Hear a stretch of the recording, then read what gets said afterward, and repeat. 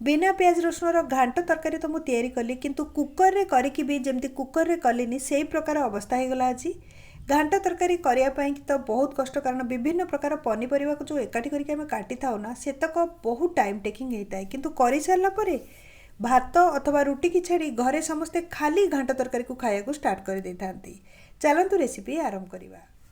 तरकारी को करने मुझे बहु प्रकार पनीपरिया काटिकी रखी एमती तो किसी भी बाउंडरी लाइन नहीं घांट तरकारी करने कि आपण हिसाब से सबकि परिवा नहीं बहु प्रकार परिवा मिसिले यार स्वादटा आसी थाए जमती कि देखिपे आपण ए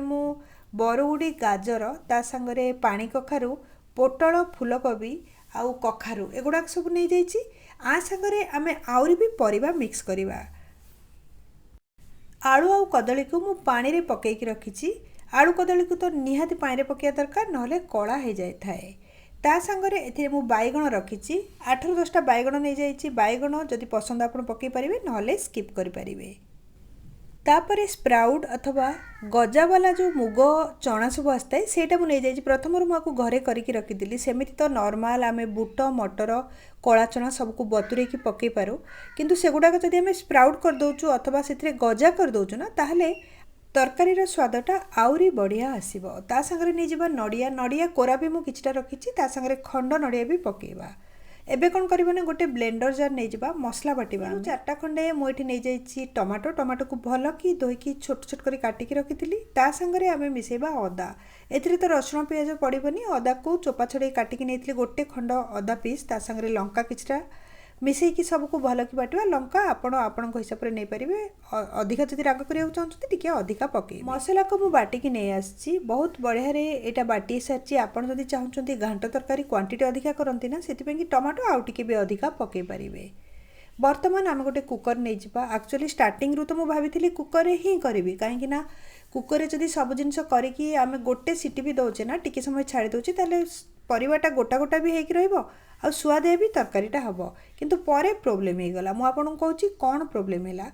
तो तेल को मुझे बहुत गरम कर नहीं भलरे गरम है से आम 5 फुटण अथवा गोटे चामच सोरिष सांगे आधा चामच जीरा पकेबा। जितेबाला सब गुड़ाक फुटीज मसला पेस्ट को से ढालीदबा। मसला पेस्ट को पकेला परे टिके समय छाड़ीदबा। हुशियारी ये टाइम करेंगे तेल गरम थिबा बेले ना पियाज तो ये पकाउने डायरेक्ट जितेबाला आम मसला बटाटा पकेबा बहुत जोरे छिटकिब आउ धुआं उठिब। मसला को टिके आम गोलैदबा तापरे एथिरे सुखिला मसला पकेबा। धनिया गुंड गोटे बड़ चामच ता संगे नहीं जावा लंका गुंड मुझे लंका प्रथम बाटी से Kashmiri red chilli powder use करुँच जोटा कि टिके कम राग होता है। ता संगे हल्दी गुंड नहीं जावा मु 1/4 टीस्पून नहीं हल्दी गुंड आउ जीरा गुंड नहीं जावा। आपन चाहिए भजा जीरा गुंड भी पकई पारे नहले नॉर्मल जो कंचा जीरा गुंड रेडीमेड पाउडर आसे सेटा भी मिसई पारे। अध चामच खंडे लुण पकईदबा आउ सबू मसला लुण को गोलैकी भल कि कषि नवा जो पर्यंत ना मसलाटा काठुआ होगी साइड्रु तेल न बाहरी से पर्यंत आपको स्लो मीडियम फ्लेम रे कषिबा।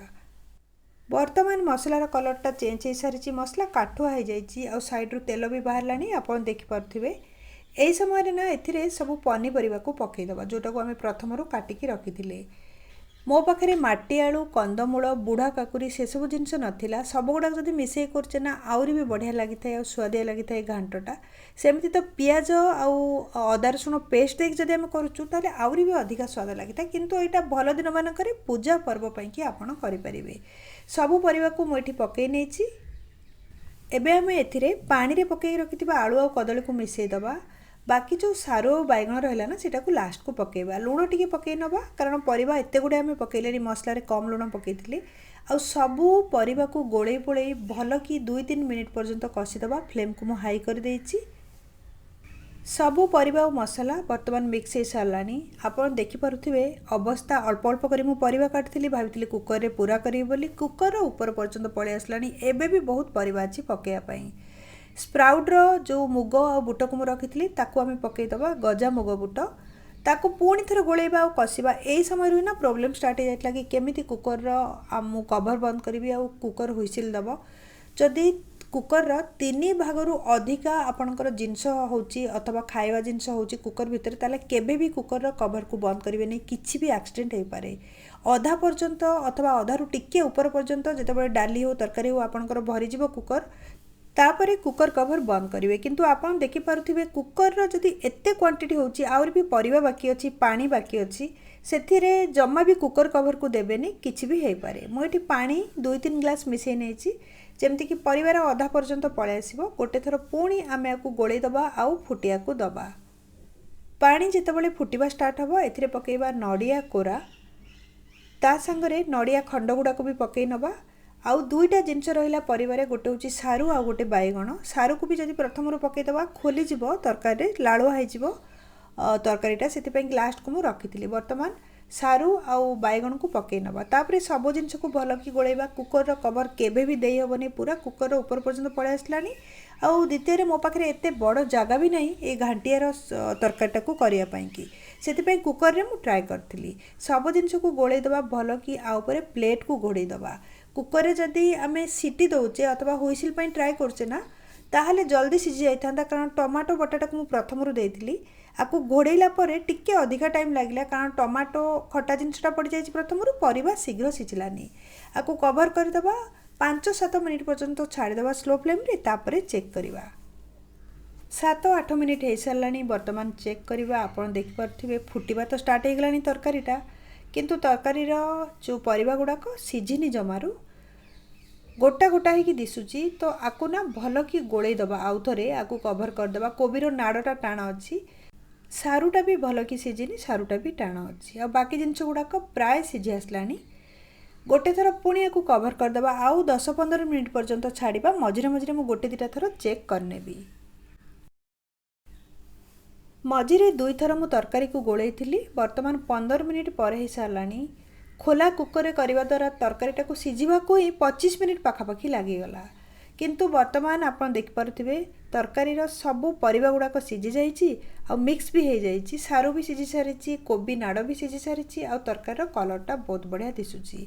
यही समय एथिरे टिके गरम मसला पकेइबा आउ ता संगरे धनिया पकेइबा धनिया को प्रथम धोईकी छोट छोट करी मु काटिकी रखिथिली पकेइला परे ना सबू सामग्री को भल कि गोलै नबा वर्तमान आमर बिना प्याज रसुण रो घांट तरकारी तैयारी हो गला वर्तमान आम घांट को सर्व करने कि गोटे जगार नहीं जावा आप देखिपे परफेक्ट कलर आसी बहुत बढ़िया तैयारी गोटा गोटा होगी परिबा अच्छी जदि आपन को आउरी भी स्वादिष्ट करने चाहते ना द्वितीय थर आउे हेंगू आउ सोरिष लंका गुंडर तड़का टी देदेवे आउरी भी स्वादिष्ट लगे रेसिपी विषय में आपण मन में जहाँ भी क्वेश्चन अच्छी कमेंट सेक्शन में शेयर करूँ ए प्रकार आम ऑथेंटिक ओडिया रेसिपी जदि मोर चैनल को सब्सक्राइब करना सब्सक्राइब करनी आउ राइट साइड जो बेल आइकन अच्छी ताकू क्लिक कर ऑल नोटिफिकेशन बेल को ऑन करूँ जहाँद्वारा कि जो भी वीडियो अपलोड करी ता आपण पाखरे नोटिफिकेशन रूप में पहुँची।